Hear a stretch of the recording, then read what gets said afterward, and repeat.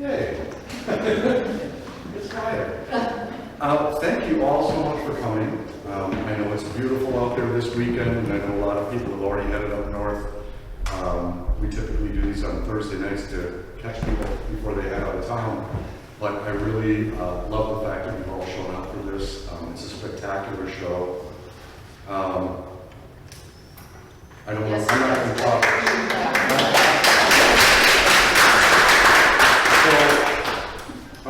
For those of you who don't know how this transpired, Tim Parker, president of the Community Foundation of North Central Wisconsin, contacted me to ask if I would ever be interested in collaborating and putting together an exhibition with him.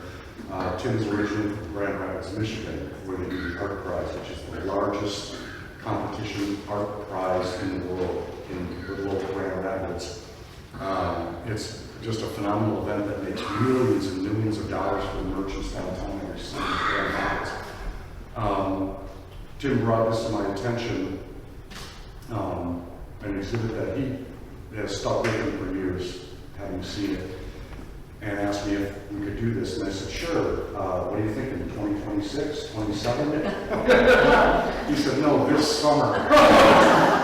So I'm glad I did say no. I had to take a day or two to figure out how I could rearrange the schedule this year to accommodate this show. And I'm so happy that I did, because we've seen record numbers of people coming through the door to view this, and people are so attracted to your work. I think it's the purity of it, that they stay longer, and they're so connected with these photographs. So what you've done is so successful on so many different levels. I'm just thrilled that you're here and willing to take time out of your busy schedule to speak tonight. First, though, I want to introduce Tim Parker, Beauty Foundation. The Beauty Foundation is a champion for this museum. They've always been there for us, and I thank you for that. And Cheryl is going to talk a little bit about the timing of this, why this show had to take place now, with a thing called Welcoming Week. And I'm going to let you take it from here. So thanks again for being here. Yeah, so thank you so much, David. We're really great that David was able to rearrange things and make this happen, because I think anyone who's seen it knows just how special it is. So Welcoming Week is an event that we're having this year. It's in conjunction with the organization Welcoming America, which has had Welcoming Week events since 2012. But this is the first time that the Wausau area has had a week-long welcoming series of events during Welcoming Week.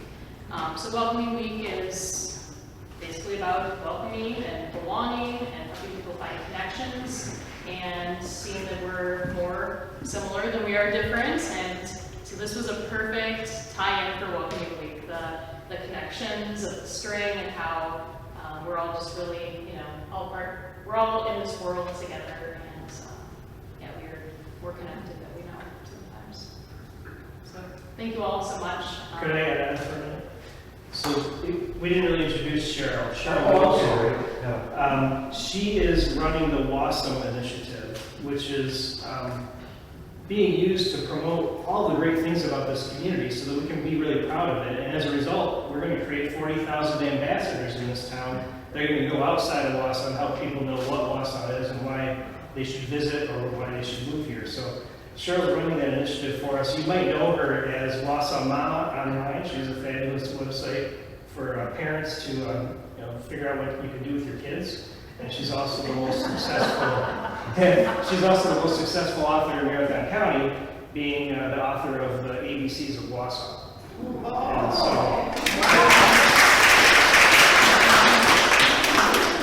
now you're embarrassed. So now we have Tiffany Rodriguez-Lee read a poem she wrote for Welcoming Week.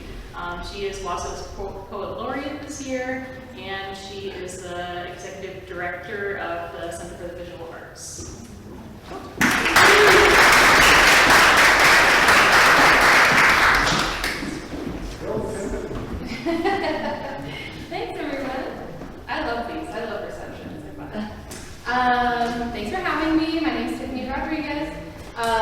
Wausau's current poet laureate, and as Cheryl mentioned, the director of the Center for Visual Arts, another gallery in town.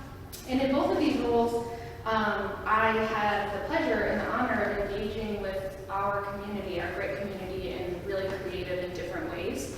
And that's, you know, allowing and ensuring that art, writing are accessible to everybody, as they should be. It's an honored service poet laureate, and I think some may see it as maybe just a title, but I think that it showcases Wausau's commitment to the arts and to promoting the arts, and all of that support and promotion are much more than titles, and things like Welcoming Week and spaces like this that we're in show our commitment to art, and art is one of the biggest ways that we can show people what a welcoming community we are. And so I think that's amazing. And I do want to just say that events like Welcoming Week, galleries like this space, we can never underestimate the power that art has when it comes to the act of making a place feel like you belong in it. Art is imperative for flourishing and engaged and welcoming community. It transcends all differences, as you can see in this exhibit, and really brings people together, and that's really important to me. So thanks for having me. I'll get to the point. And thanks, David, for hosting this exhibit and having this space in town. It's really important to all of us. This short poem is called Home. Oh, hey kids. There is beauty in this place, a place where many seek refuge and try to make a home, a place where its people come before all else. This place has plenty of work to do, but it is this very work, the work of creatives, storytellers, culture bearers, and you, the community builders who come together with your art and your stories that cross all planes, invisible borders, and languages. You infuse new energy here. There is a version of this place delicately woven together by our shared experiences, and that makes this place home. You make this place home. Thank you.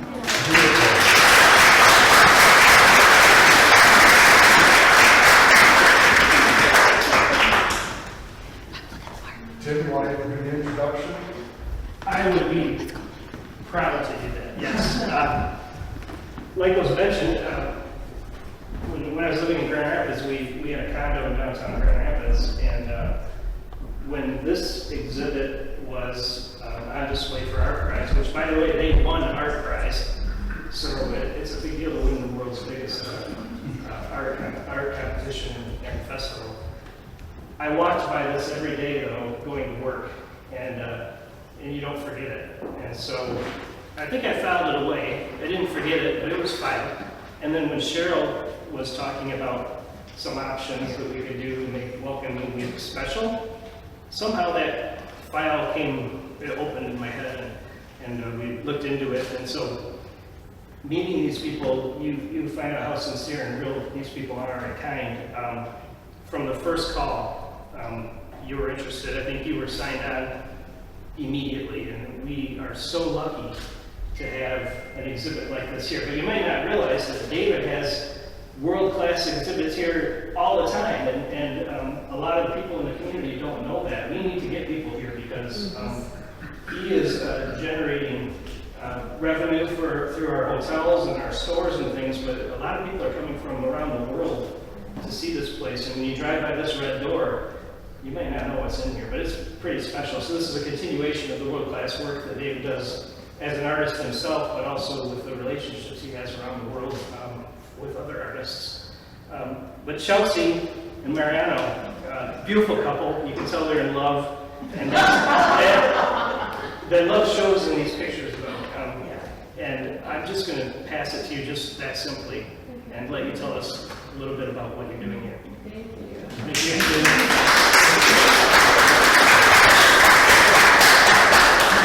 I'm really happy to talk to you, but I feel like that was an amazing introduction from the poem to Thank you so much. Thank you for having us. And really, that poem was really thanks for coming today. We're just happy. But I guess I'll just get in to start talking a little bit about ourselves, just to give you our background. Mariano's from Argentina, and I'm from Indiana. We met 12 years ago in India. And while we were there, we were kind of traveling and volunteering, and we realized that we had a very similar passion and love for people. And we were trying to figure out how we could cultivate that as artists and communicate that in a project. So for about 6 or 7 years, we called them our research years in a way. We would work as wedding photographers for 6 months of the year, and then the other part of the year we would travel to different parts of the world. We travel using local transportation, and we consider ourselves budget travelers, taking just what we have on our back. We kind of live a very minimalist lifestyle with that. And while we were doing this, we would ask people very fundamental questions about life. You know, are you happy? Are you sad? Do you have water? Do you like your life? And during those experiences, we gathered so much information that we're all so similar. That in any home that we would go to, and any person that we would talk to, we were able to connect with them in a way that made us feel like we were in our own home. The same way that you feel about being here, right? It's such a beautiful community, and you guys have made us feel that way. So in the very beginning of our travel, during the research years, our pattern was to go to the local market when we arrived in a new town, buy some produce and some eggs, go up and knock on someone's door, and say, hi, excuse me, we're travelers, we don't have a kitchen to cook these eggs on, can we cook these eggs on your fire? And people would say yes, and they would welcome us into their homes. Then we're sitting around a fire together and we're sharing stories, we follow them to work, see what their life was like, and we continue experiences like this. We also have our cameras with us, so we take their pictures often, and then we come back home to share about all these things that we have learned. And we had them in galleries and things like that, but something was missing for us. When we showed our photos of before the stream, it was a beautiful portrait of a person. But that was it, period. So you would see a new person from Kenya, from Uganda, or from anywhere else besides Africa.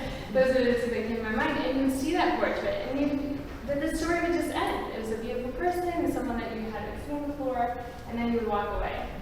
But all of these feelings that we had, feeling at home in so many people's homes, realizing that we all suffer, we all love, and all of those things that we had communicated or accumulated during our travel, all of those experiences, they weren't being communicated. So we kept asking ourselves that question, how can we change the way that we take our photos? How can we change the way we take our photos? We asked that for a few years, consistently, and we could not figure it out. Then one day we were in a market in Guatemala, and we were walking through the market, and all of a sudden we saw on the ground this man selling ropes and twines, and we looked at each other and we said, what about a rope, which we named the string later on? What if we put that in a photo? Let's try it out, let's see what happens. So we bought that white rope for a few cents on the dollar, took it to the market, the city center, and asked our first person in the street, a stranger, if they would hold the middle of the string, and while we figured out our process, got some stringers to hold the other two sides, and we took our first photo. And we looked at each other, and we were like, this is what we've been missing. We knew it on that first photo, and so we went rapid fire, as many places as we could. We weren't exploring, so when you're not really exploring and you're revisiting, it was easier. So that idea struck in January 2018, and then Art Prize, which Tim had mentioned, is in May, or September, but you have to enter by May. So we went, so that's a period of 6 months. So we went as quickly as we could, to as many places as we could, to capture the first days of the project, not knowing if it would actually work. Because, we didn't really know if the photos would match up. And that's the beautiful thing about the project, too, is I'm going to bounce around, but we call it, we have a 5-minute rule, we kind of call it. And this 5-minute rule is as soon as we bring that string out, that photo is taken in under 5 minutes. Why? There's quite a few reasons there. One is that we want to capture that authentic self, that authentic person. We want to not make them nervous. We want to not refocus them, recenter them. Because look at, as soon as I start saying, you look great, but you know, can you turn sideways? Can you, all of a sudden you start getting nervous. Your shoulders start to rise. You start to clench that rope. And then all of a sudden you're you know? So we really, that was something that we learned through practice. Some photos are taken with people that we meet randomly in the street. Other photos take 2 weeks to get. Trying to see, wonder if I see in the room, I don't at the moment, but the people in farther away communities like Nepal or something like that, we do spend a good 2 weeks before we finally bring up the string and ask for a photo. Just again, it takes more time to just get to know each other because we're from such different worlds. So that 5-minute window became very, very important to us because we really, and I think that you can, like you all introduced and had said in the beginning, that you can see that from the people in the photos because they do feel comfortable and they do feel relaxed. And that's what we wanted to portray to you and that what you all feel. You feel like you know them. You feel like you can see into what they're feeling and what they're experiencing. Yeah, I think that was different of taking photo without the rope or without the string. Mm-hmm.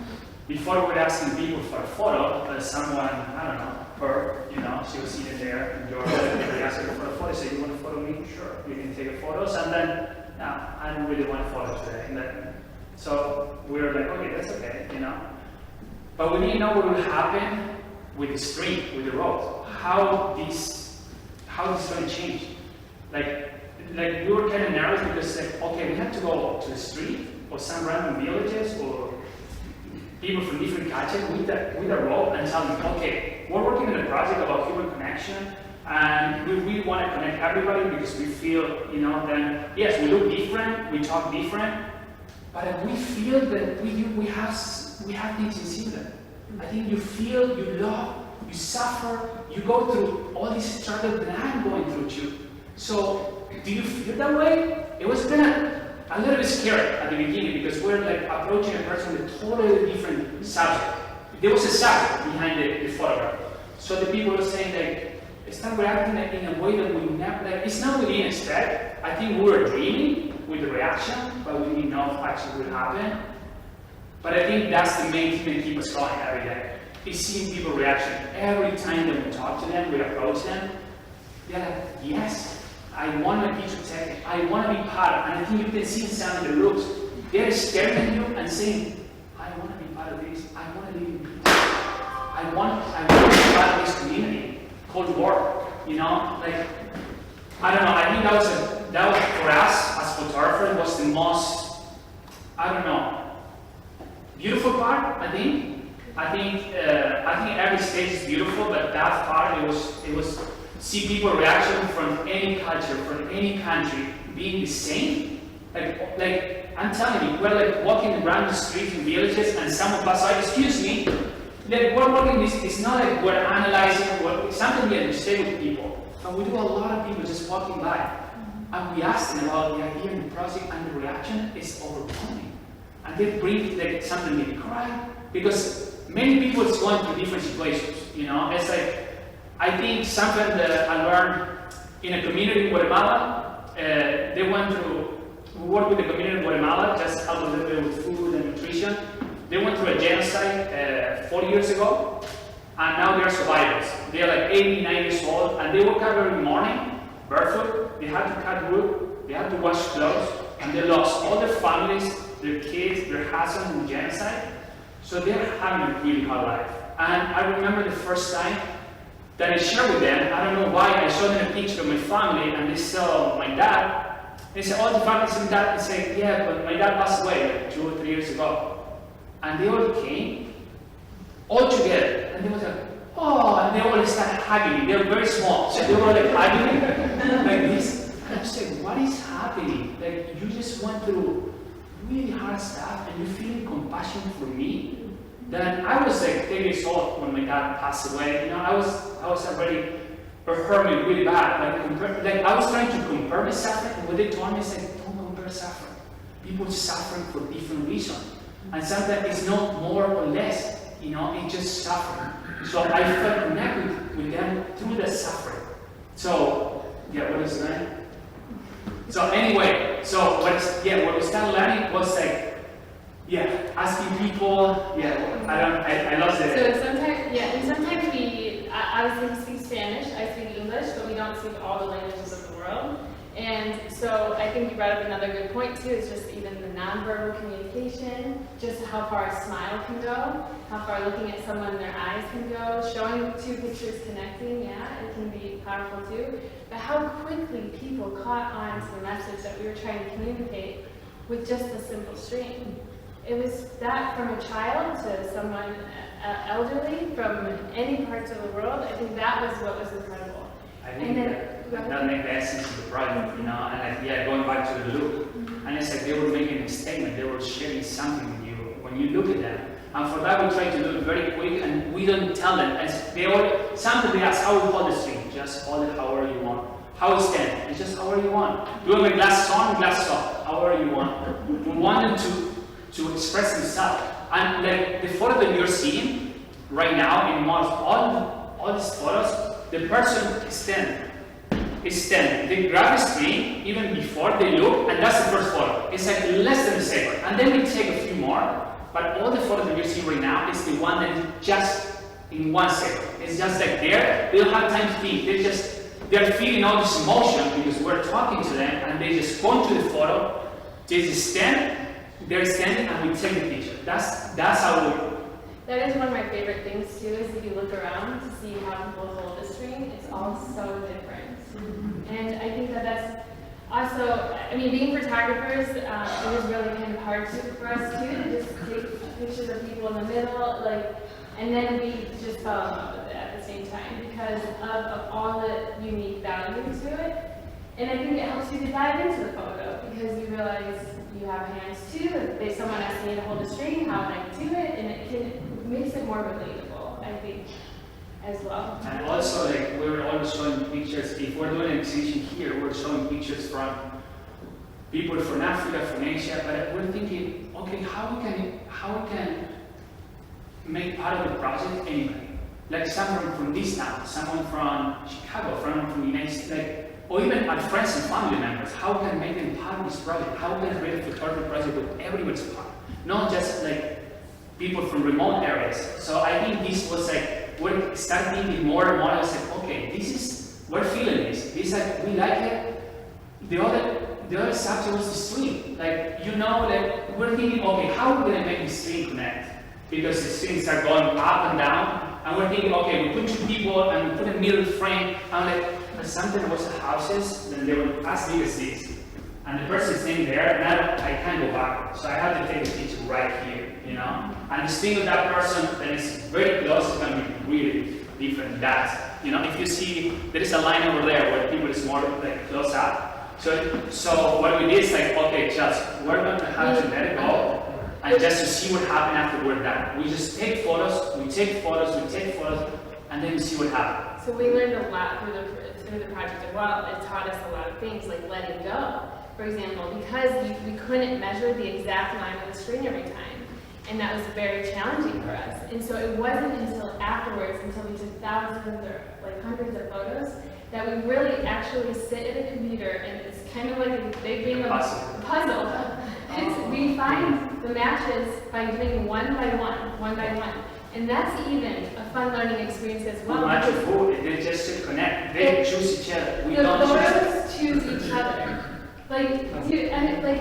They chose each other. She doesn't match with that person over there. And that became a beautiful thing about it too, because artistically, we can talk about the stone or anything like that, but that's been a fun aftermath of the project that we didn't even realize. And did you both take photos of every person?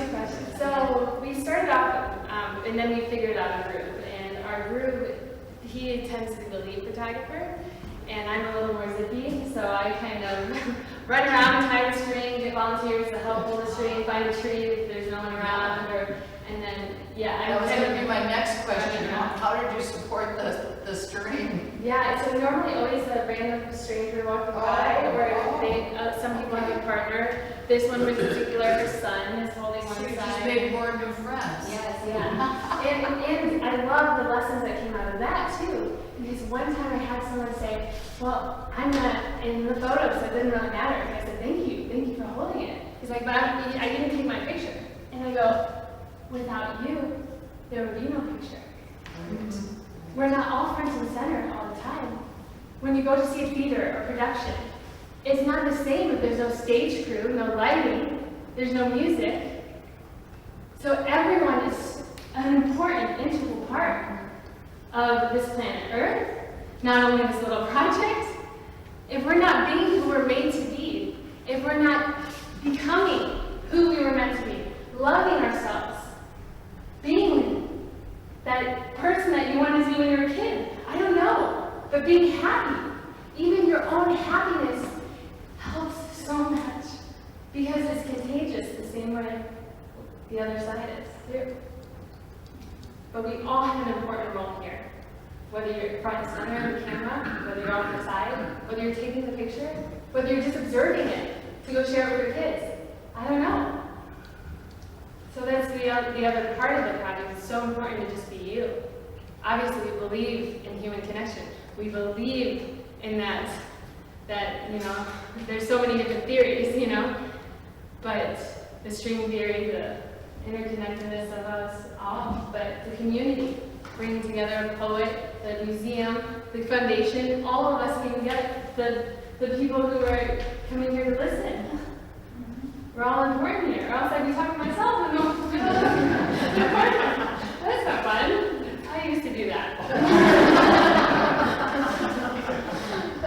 Yeah. So you have any more questions? So we have a lot of them. Go ahead. I don't know if this question is a comment. First of all, obviously, this is stunning work, and you're very proud of it. And you know, your eye is originally kind of drawn to the faces, and then you kind of zoom out a little bit. Everybody's kind of out of costume, one way or the other. But what the subtext that I really gravitated to, and I applaud you for including, is you can see everybody's feet. Mm-hmm. And you start comparing feet, and you can tell some people have their fancy Sunday shoes on, and some people have work boots on, and then you can see people who are barefoot. And that subgenre, you've got, there's a picture there of an attractive young lady who clearly had a pedicure, and her toenails are painted, and right next to her is a guy whose feet are bloodied and calloused and dried. There's a picture in the other room, I think, with a bunch of kids, clearly in the northern climate, and a couple of them have boots on, and their brother or sister have sandals on. So you reveal a whole lot just beyond their faces and their costumes about who these people are and what their stories are. Excellent job. Excellent job. Thank you for sharing. Yeah. So you're considering a children's version? Yeah, Tell us about that. Yes, me too. I'm so excited. That's exactly it. We just did the project alongside it with children, and we're making a children's book. So if you want to stay connected and or we can let you know when it's being released. So, and we're making a documentary. So it's all So the behind the scenes, so you can see how the project is like. Yeah. Oh, wow. I think it was an important part for all the things that we're talking to you, you know, how people hold this thing, or what people reaction, and a lot of people here wanted to talk in the camera, and they say, I know only one picture taken, I have something to share, so I would like to talk. So not everybody, but the people don't want it, so we give them the opportunity to talk, and yeah, I mean, One of my it's favorite. great. I really enjoy English as a second language sometimes because you have to get to the point more simply and concise. And we showed a man in Jordan the project, and he goes, "This is my idea. This is my idea." And what he's saying is, "This is my idea too. This is what I want too." And then he said, "And I think my uncle feels this way, and my cousin feels this way." So we're in the middle of, if you've seen the camels or stuff like that, we're in the middle of this nomadic community in the desert. And we're getting bounced around from uncle and, you know, because they all want to share their story. And they share this, tell people about this. So once you start accumulating stories like that, we felt you having a responsibility to share it. So we took a crew with us around and we went back around to make the documentary. So it's just in the final stages, of editing. So you get to hear people's testimonies and. So do you show the people you're going to photograph, you show them some other pictures so they understand the concept? Yeah, especially when you don't speak the same language. Yeah, I take around a few, just 4x6s and show them matching together and people get it right away. And we were really nervous if it would be that quickly communicated, and it was. And so we just can't stop. Did you share the finished product with your subjects? Yes, we have. We do as much as we can. We've gone back around the world a couple of times now, taking it. There's an exhibition right now, the 400 block. So we've taken banners like that and outdoor exhibitions, and we set them up in plazas or in streets. Slums. In slums. We took it back to the slum in Kenya, for example. Armenia. And that was really special. What did they say? What did they say? I think a question that surprised me was like, Yeah, that's the point. Mhm. yeah, a friend, like a Kenyan friend, she came to me and said, Mariano, I didn't know that there was white people that was poor. Like, So the I was photo like- you were referencing earlier of the skinnier man sitting next to the cow's feet, right, she saw that particular photo, and she said, which was taken in Laos. yeah, and she said, I didn't know white people were poor, because her whole world is in the Kibera slum in Nairobi, and they're always in need, or her friends and family, no running water, no toilets. Yeah, and so it surprises you. And then the other ones, you know, we have kids hugging the photos, and another amazing one is in Mongolia, and a woman, we gave it to her, she starts crying and bowing to the stream. That was really moving as well. A woman in Mongolia was bowing to the stream, and then some kids will just hug it, like, so you mean I'm hugging the whole world? And there's only one stream. There's only one. We've had it the whole entire time. And so, yeah. And that's the only stream that's in all the photos. So we travel with our cameras, our stream, and some close. Yeah. So did you make it to Grand Rapids in time? Yes. I'm sorry. I didn't finish that. So yeah, we made it back to Grand Rapids for our art prize. And we had never shown the projects to the public before, not even our friends and family knew what we were doing. We were just really excited about it, and we really believed in it. I don't know what it was. I think when we found the stream, it was like kind of when we met each other, we just knew that this is it. So we didn't really share it with anyone, we just wanted to communicate it, or we wanted to create it, and then release it for the first time, and that was in Grand Rapids for the art prize. And we were nervous. I mean, there were just photos on the wall. We loved it, but we didn't know what people would think of it. And Art Prize does generate an audience of 500,000 people. And we were in the DeVos building, and so there's like about 10,000, am I right on number? 10,000 people go through there like a day. Yeah. So I was standing there kind of like this every day and like doing like a 10-minute talk just because I'm so excited and love the project. And then another group all day long to sharing this. And it was incredible to see the reactions of people, to see people coming back. And then all of a sudden we started hearing in the town. We're all connected. I'm getting a coffee and someone says something, makes a joke, but they go, don't forget we're connected. Or something. So there was like a pulse in the town. And this, I think, is very important to share, only because we feel very blessed and lucky and grateful to have found the stream. But the project has taken on a life of its own. And we really do feel like we're just the instruments that get lucky enough to create it and capture it and carry it on, give it life in this world.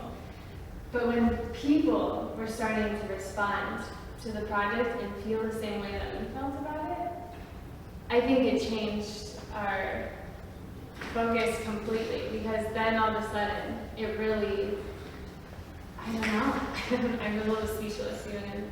When's the last time you did a wedding? After that, we were like, this is it. This is it. And so that was 2,000 artists applied for our prize or involved in our prize, and it's like a voting, kind of like The Voice or something like that. So, and people all voted and they chose this piece.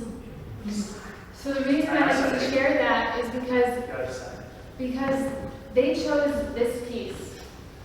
Do you understand? 500,000 people walking through Grand Rapids. And there's art of every single kind, sharing every different kinds of emotion. People chose this. So it's not only the photos of the people that we ask and we say, we believe in this or we think this way, would you like your photo? And they say yes. 500,000 people that were voting said yes. They chose it. So I don't know. That was a sign of hope for me. That people want this, they want to believe in good, they want peace. In my experience, we're dealing with strangers every single day. Where we're sleeping, where we're talking to, or anything. And people have been good to us. They have been saying yes. That's what we see.